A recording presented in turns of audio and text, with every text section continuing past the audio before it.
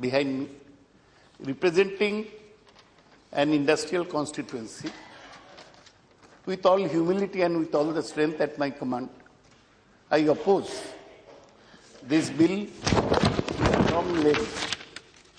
It's called Labour Laws Exemption for Furnishing Returns and Maintaining Registers by Certain Establishments, Amendment Bill 2014. Before I go to the bill proper, I want to mention that working class in this country has not got anything without struggle. You know that during British times, labour rights were not recognized. On becoming independent, the first law that was brought was the Industrial Disputes Act 1947 to sort out the problems of labour. Next, the Factories Act 1948 was introduced, which specified working hours to 8 hours a day and not more than 48 hours a week, specified the condition of the factories, described the canteens and holidays, etc. After independence, as we gained experience, workers who also work outside factories, they were brought in the ambit of legislation.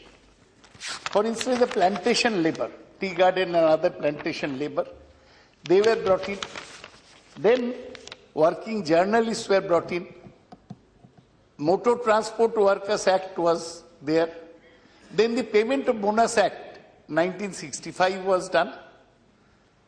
And similarly, the contract labour and various other kinds of workers were brought within the ambit of legislation. Now, this was done because there was a demand from the working class, and the government of the time, they thought that to ensure the working of the laws, certain enactments were necessary. I find that the present government is trying to reduce the powers of the working class and take recourse to anti-labor agitations in homeopathic doses. They are intelligent in the sense that they are not doing anything at one go. They have first introduced some anti-labor legislation in Rajasthan, against which there has been widespread agitation. Now they have introduced first and passed the Apprentice Act. Now they have brought this act. Basically, this act covers, you know, sir, small establishments. Now, if you take, say, establishments up to 40, though there is no total national census on this, 70% of establishment and 80% of working class are covered in this small establishment. In every, not only in big cities, you go to small cities like Ludhiana, where industrial clusters have sprung up. They are small establishment, and in their case, labour laws are observed in violation. And what is the biggest problem, sir, you know, is that today employers are not giving permanent employment to workers. They are all employing. The new word is outsourcing. And the government of India itself is resorting to outsourcing. When I go to All India Institute of Medical Sciences, sir, the maximum number of contract workers are there in the AIMS. They constantly say, sir, we are getting 100 rupees, 150 rupees per day. Why can't you raise our issues? Now, slowly, these people are being weeded out. I have worked in the organized big industry, at least there, the rights of workers are somewhat protected. But in the smaller industries, rights of workers are not protected. They are almost like feudalistic thing is there. You employ 10, 15 people, don't give them any wages according to laws, don't give them social security in the form of PF, ESI. Now, what the government originally envisaged in 47 and later when Minimum Wages Act was introduced, for instance, in 48, they emphasized that government would appoint inspectors and they would inspect. It's true that unfortunately after independence, in some cases, this Inspector Raj became a disliked work. Because inspectors did not do any inspection, they went to a factory, collected some money and came away. But that's the bad side. It does not mean the legislations were bad. Now, all these legislations entailed furnishing of returns so that the government could keep a check on whether the company was observing a particular labor law. Now, there has been some... Just I want to ask, sir, in which department inspectors are not there? Every department, I'm saying. Everybody I know. in labor department. I'll take... Inspector Raj, don't you have? No, sales tax का inspector है, income tax का inspector है, वो तो ज्यादा पैसा कमाता है. No, Khadge ji, I'll come to you. You've also done good work in this field. I'll come to you slowly. Now, some people started saying that for smaller establishments, simplification of procedures were necessary because they are having to fill up so many forms. So it was difficult. Nobody can disagree that simplification of procedures were called for. As a result of which, sir, originally there was a bill brought in 2005 by the UPA 1 government. And then this amendment bill, which reduced some of the procedural problems.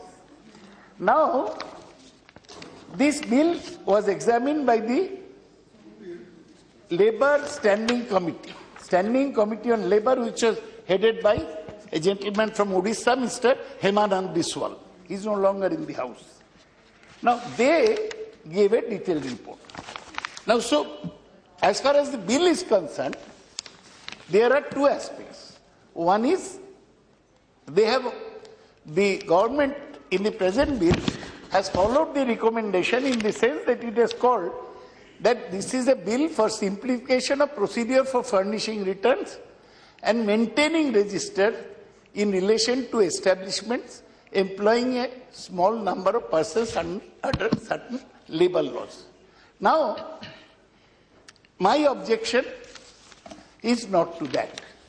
The main thing that is being done, sir, is that increasing the number of workers covered in the simplification procedure from 19 to 40. Now let me see what the Labour Standing Committee of this Parliament, they said, sir, see how this government is violating recommendations of a Standing Committee of Parliament. The committee said, in the given circumstances, the committee are apprehensive that further increasing the number of employees would entail most of the industries being exempted from furnishing the returns and maintaining the register. Mindful of the stout opposition from majority of trade unions, the committee desired that the status quo be maintained as regards the number of employees for inclusion in small establishment. So the Standing Committee recommended that you simplify the procedure.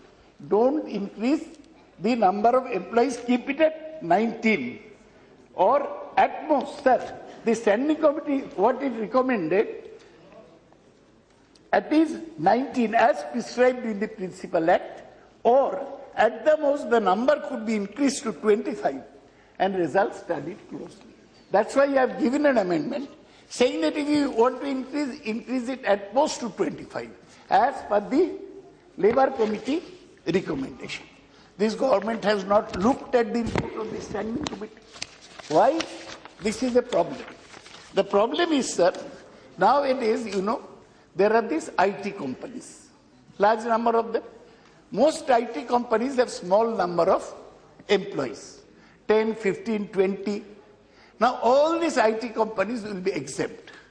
Nowadays, the Labour Standing Committee also dealt with this. The committee feels that increasingly automated world, the number of employees is persistently reducing as manual interference is going down.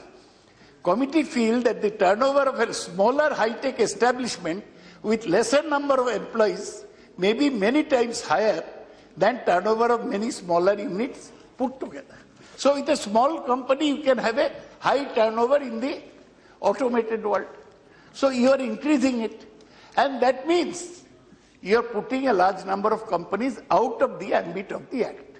What is the purpose of having inspectors or giving returns? The purpose is that there will be some control, some check as to whether labor laws are being observed. But you are taking it out of the purview of the labor, it will be of the government inspection, which will be make it very bad for the workers. Sir, I have no objection if the returns are submitted electronically, online. If the forms are online, let them simplify this. One, sir, how many institutions is touching? This CS, Central Statistical Organization, they say there are 418.27 lakhs such establishments. Small establishments who do work. Now this will all be put in the difficulty. The second thing defective about this bill, earlier also it was there when the bill was brought in 2000, there is no penal provision. Now any bill without a penal provision is a bill without teeth. If people feel that will not submit any returns, there will be no penalty. It's a strange bill where there is no penal provision. This is what the Standing Labour Committee also mentioned. They say the proposed amendment, if enacted, would be highly detrimental to the labour as there is no deterrent penal provision of keeping a check on the defaulting establishment. There cannot be a law without a deterrent penal provision. Unfortunately, Mr. Lakshman is new to this ministry. He has not addressed this problem. Thirdly, now you are bringing 16 laws into the ambit of this law.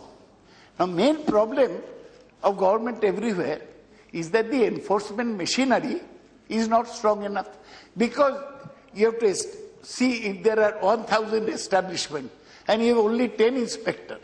For them to keep enforcement is difficult. So the main thing is not enough to have a law. It's also necessary to have a strong enforcement machinery. The Labour Standing Committee also mentioned that the committee are of the considered view that strengthening of enforcement machinery is an imperative need of the hour, and therefore the field staff needs to be augmented urgently and adequately so as to facilitate regular inspection of the establishment and strict enforcement of labour laws. Sir, actually the Standing Committee recommended that the government should not go ahead with this amendment. The committee said, the committee therefore recommended that the government reconsider the serious implications of the proposed amendment. I don't know. I still propose, I don't know whether you'll be able to do it or not, that keep the simplification part intact. Take out the numbers part, because you do not know whether you will be able to handle this, because 16 laws return has to be given together. Now that the establishments are not able to, and your inspectors will not be able to inspect. I strongly feel, sir, that the government should not press ahead with this law as in the present stage. Trade unions have all opposed the law. Now, Mr. Bangaru Dattatreya from Secunderabad has become minister newly in the recent reshuffle. He will need time to acquaint himself with the different labour legislation and working of the ministry. So why not take back the law instead of standing on prestige? Passing this law will satisfy only a few Chamber of Commerce people. Not passing this law would make the large number of working class who are suffering, the contract labour, the plantation labour, those working in the small factories. Now you have to decide between whether you want the working class to be with you or you want the industrial class to view. The choice is yours. I again oppose the bill, and at least while keeping the simplification, you should do away with this numbers game. Thank you.